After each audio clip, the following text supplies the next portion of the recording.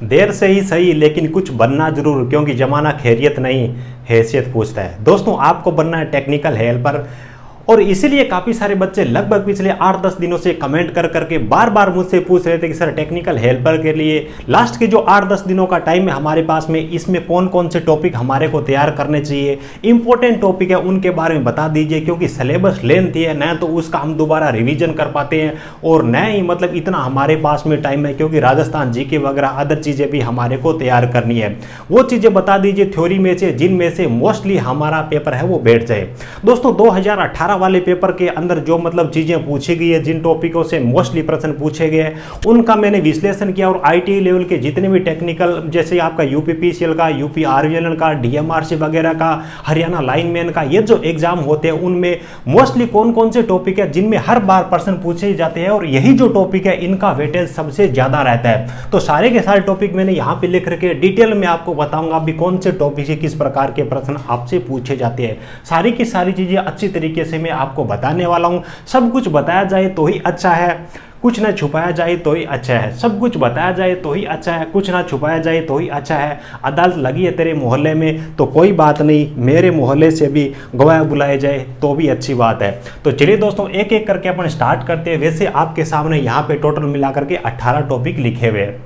दोस्तों आपको लग रहा होगा अभी यहाँ पे 18 टॉपिक लिख रखे हैं, इसका मतलब थ्योरी का बहुत ज़्यादा कंटेंट तो इन्होंने ले लिया। आपकी थ्योरी के अंदर मैं आपको बता दूं कि ये जो चीज़ें मैंने यहाँ पे लिख रखी है ना, ये आपकी 45 से लेकर के 50% ही है ना। ज़्यादा मत मानना, 45 से 50% ही यहाँ पे मैंने चीज़ें लिख रखी है। थ्योरी काफ़ी लंबी चौड़ी है लेकिन इनका जो वेटेज है ना ये बहुत ही शानदार रहने वाला है। अदर जो चीज़ें आपने तैयार नहीं कर रखी है, अगर ये 18 टॉपिक भी तैयार कर लेते हो तो आप बहुत ही अच्छे नंबरों से इस पेपर को निकाल पाओगे। तो चलिए दोस्तों बात कर लेते हैं। देखिए स्टार्ट करते हैं अपन पहले टॉपिक से। टोटल इसके अंदर 18 टॉपिक है। बेसिक्स ऑफ इलेक्ट्रिसिटी, यानी कि जिसके अंदर आपकी धारा है, धारा के जो स्थिर विद्युत है, गतिज विद्युत है, वोल्टेज है, विभवांतर है, ईएमएफ है, चालकता है, विशिष्ट चालकता है, ये सब चीजें आपकी पहले टॉपिक के अंदर कवर होने वाली है। उसके बाद में बात आती है रजिस्टेंस एवं रजिस्टर वाली। रजिस्टेंस के अंदर रजिस्टेंस क्या होता है, रजिस्टेंस के जो अलग अलग लेवल होते हैं, यानी कि low resistance, medium resistance, high resistance, इनकी रेंज, और प्रत्येक जो रेंज होती है उनको मापने की अलग अलग विधियां होती है, इनके अंदर कवर होने वाली है। उसके बाद में बात आती है रजिस्टर की। तो रजिस्टर क्या होता है, वो रजिस्टर की कलर कोडिंग, इनसे संबंधित हर एग्जाम के अंदर प्रश्न पूछे जाते हैं। तो नंबर 2 टॉपिक के अंदर इस प्रकार की जो चीजें मैंने आपको बताई है यहां से प्रश्न पूछे जाएंगे, तो ये चीजें तैयार कर लेना। उसके बाद में बात आती है नंबर 3 टॉपिक की, डीसी सर्किट। दोस्तों रजिस्टेंस से संबंधित जितने भी आपके न्यूमेरिकल बनते हैं सारे के सारे डीसी सर्किट बोलो या फिर आप डीसी थ्योरी बोलो, इसी में से बनते हैं। तो मोस्टली इस पोर्शन से आपके जो न्यूमेरिकल आते हैं उन्हीं के चांसेस रहते हैं। डीसी सर्किट के अंदर देखिए आपका सीरीज रेजिस्टेंस है, समांतर रेजिस्टेंस है, सीरीज समांतर कॉम्बिनेशन है, वो चीजें आती है। उसके बाद में ओम का नियम आता है ना, और रेजिस्टेंस जैसे स्टार से डेल्टा, डेल्टा से स्टार में कन्वर्ट करने पे आधार जो न्यूमेरिकल वाले प्रश्न होते हैं, व्हाइट स्टोन ब्रिज से संबंधित जो प्रश्न पूछे जाते हैं वो सारे के सारे आपके डीसी सर्किट से प्रश्न पूछे जाते हैं। उसके बाद नंबर 4 पे जो टॉपिक आता है एसी सर्किट का। तो एसी सर्किट वैसे तो काफी लेंथी टॉपिक है और कुछ चीजें इसके अंदर हार्ड भी है, लेकिन जो बेसिक चीजें हैं और उन्हीं के बारे में सबसे ज्यादा आईटी लेवल पे प्रश्न पूछे जाते हैं। तो वो है दोस्तों आपकी देखिए एक जो वेव होती है, इस पे आधारित कई सारे प्रश्न पूछे जाते हैं, यानी कि इसके अंदर 10-12 टर्म्स होती है, जैसे कि आयाम किसको बोलते हैं, आवर्तकाल किसको बोलते हैं, फ्रीक्वेंसी किसको बोलते हैं, आरएमएस मान किसको बोलते हैं, बिग फैक्टर किसको बोलते हैं ना। इस प्रकार के जो टर्म्स है उनको आप याद कर लेना। उसके बाद में इसके अंदर देखिए आरसी सीरीज सर्किट है, आरएल सीरीज सर्किट है, आरसीएल सीरीज सर्किट है, और इसी प्रकार के जो पैरेलल सर्किट है वो सारे के सारे आपके एसी सर्किट के अंदर आते हैं।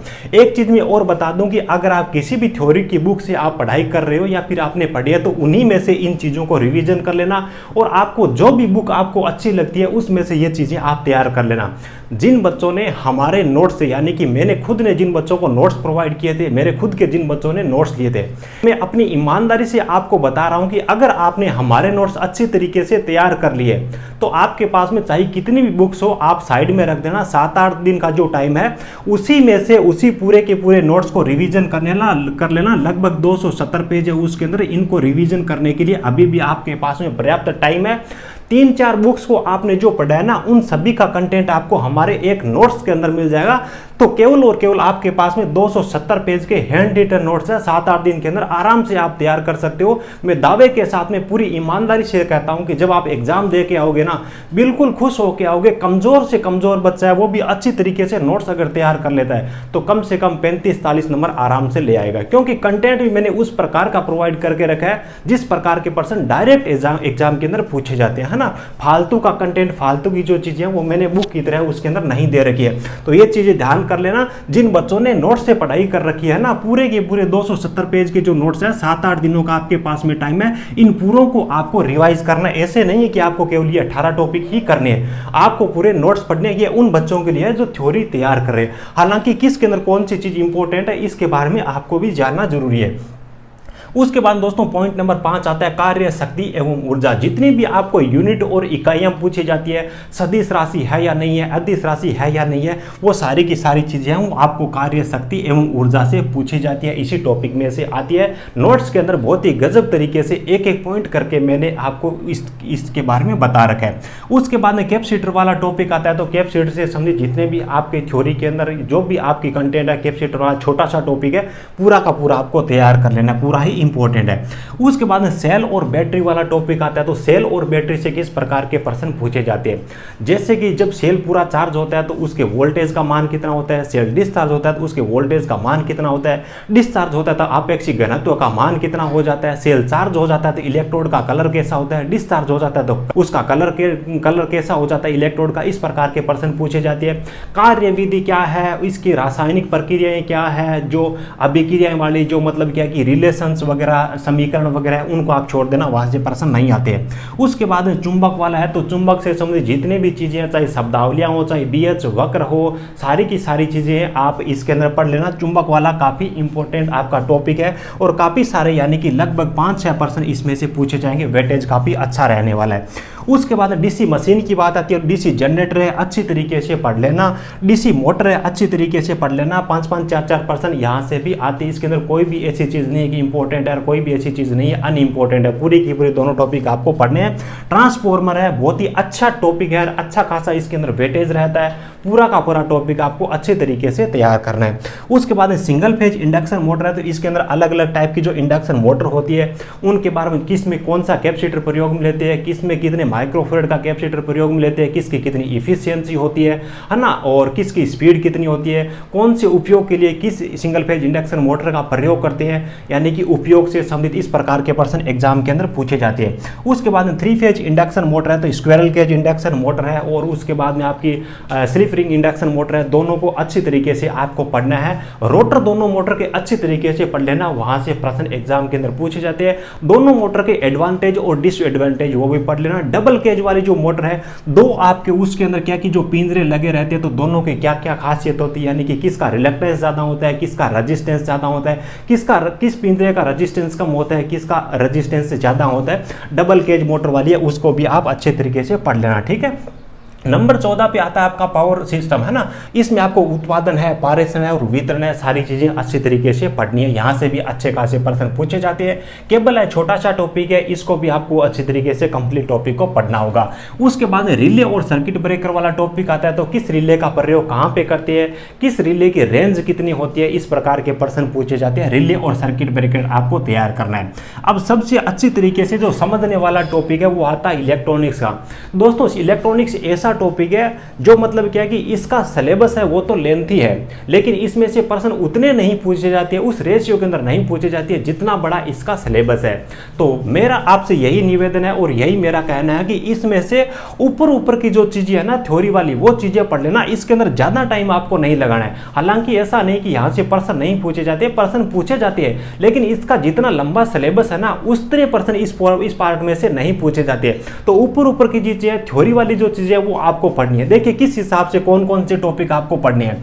जैसे कि आपकी लॉजिक गेट आती है, तो लॉजिक गेट के अंदर देखिए भी आपको इस प्रकार के प्रश्न पूछेंगे, निम्नलिखित में से कौन सा ऐसा गेट है जिसके अंदर दोनों इनपुट एक होने पर ही आउटपुट एक आएगा। निम्नलिखित में से कौन सा ऐसा गेट होता है जिसके अंदर केवल एक आपका इनपुट है वो एक हो जाएगा, तो आपका आउटपुट है वो एक हो जाएगा। यानी कि इनपुट में मतलब क्या कि किस प्रकार का इनपुट होगा तो कैसा आपका आउटपुट मिलेगा, वो चीज पूछी जाती है। सेमीकंडक्टर है, इसके अंदर आपके एन एन टाइप सेमीकंडक्टर है, पी टाइप सेमीकंडक्टर है, किसके अंदर किस प्रकार की आपकी अशुद्धि मिली रहती है, त्रिसंयोजी किस में होती है, पंचसंयोजी किस में होती है, एन टाइप और पी टाइप दोनों प्रकार के सेमीकंडक्टर अच्छी तरीके से याद कर लेना।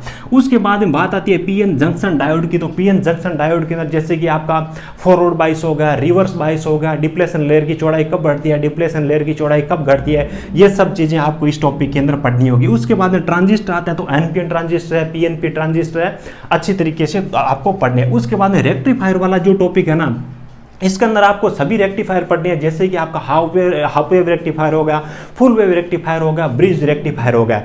चीजें किस हिसाब से पढ़नी है, रेक्टिफायर के अंदर किस रेक्टिफायर की दक्षता कितनी होती है, किस रेक्टिफायर का आउटपुट इंपीडेंस कम होता है, किसका इंपीडेंस ज्यादा होता है ना, इस प्रकार की चीजें पढ़नी है। रेक्टिफायर के अंदर किसका पीआईवी यानी कि पिक इनवर्स वोल्टेज कितना होता है ना, दक्षता कितनी होती है किस रेक्टिफायर की, इस प्रकार के प्रश्न यहां से पूछे जाते हैं। तो ऊपर की चीजें आपको इलेक्ट्रॉनिक्स में से पढ़नी है।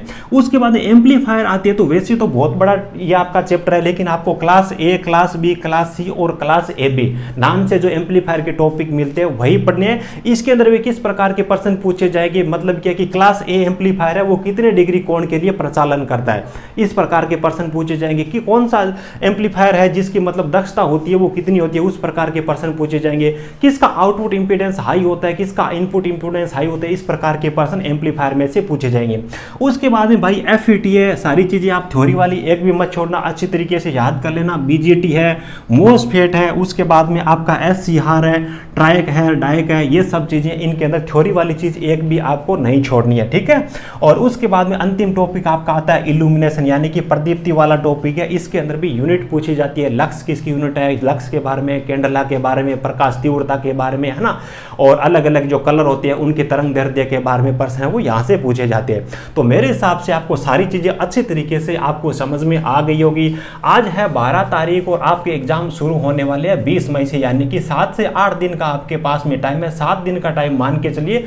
आप थ्योरी में से अगर आपने पहले कोई चीज नहीं पढ़ रखी है तो केवल 18 टॉपिक यही तैयार कर लेना, अच्छे नंबर से आप पास हो जाओगे, ये मैं आपको अच्छी तरीके से दावे से आपको कहता हूं, ठीक है। और अगर कुछ भी नहीं पढ़ रखा है तब भी आपको ये 17-18 टॉपिक तैयार करने हैं। और अगर आपने पहले चीजें पढ़ रखी है और थ्योरी वाली किसी बुक से आपने पढ़ाई कर रखी है तो रिवीजन पूरी थ्योरी का करना काफी मुश्किल है। यही 18 टॉपिक है, इनका अच्छे से पहले रिवीजन कर लेना, बाद में टाइम मिले तो अदर टॉपिक का रिवीजन करना। और जिन बच्चों ने नोट्स ले रखे हैं, नोट्स से जिन बच्चों ने तैयारी कर रखी है, आपके पास में 7-8 दिन का टाइम है। 270-75 पेज के हैंड रिटन नोट्स ज्यादा नहीं होते, 7-8 दिन के अंदर अच्छी तरीके से पूरे के पूरे कंप्लीट नोट्स का आप रिवीजन कर सकते हो। बहुत ही अच्छा कंटेंट मैंने आपको दिया, एक बार फिर से मैं आपको विश्वास दिलाता हूं, वही कंटेंट 7-8 दिन के अंदर आप रिवीजन कर लेना। आपके पास में चाहे बुक्स किसी भी राइटर की हो, कितनी भी बुक हो, एक बार साइड में रख देना। एग्जाम का रिजल्ट आए तब देखना, आप मेरे को शाबाशी दोगे, वास्तव में सर आपने जो कंटेंट दिया था बहुत ही अच्छा दिया था, मैं मतलब इतना मार्क्स इस एग्जाम के अंदर कर पाया हूं। तो वीडियो अच्छा लगा हो तो एक प्यारा सा लाइक जरूर कर देना, और चैनल पे पहली बार विजिट कर रहे हो तो चैनल को सब्सक्राइब करके बेल आइकन ऑल पे जरूर प्रेस कर लीजिए। इसी वीडियो को डिस्क्रिप्शन में आपको हमारे टेलीग्राम चैनल की लिंक मिलेगी, उसको आप ज्वाइन कर लेना। समय समय पे काफी सारी अपडेट वहां पे मैं शेयर करता रहता हूं। थैंक यू, जय हिंद।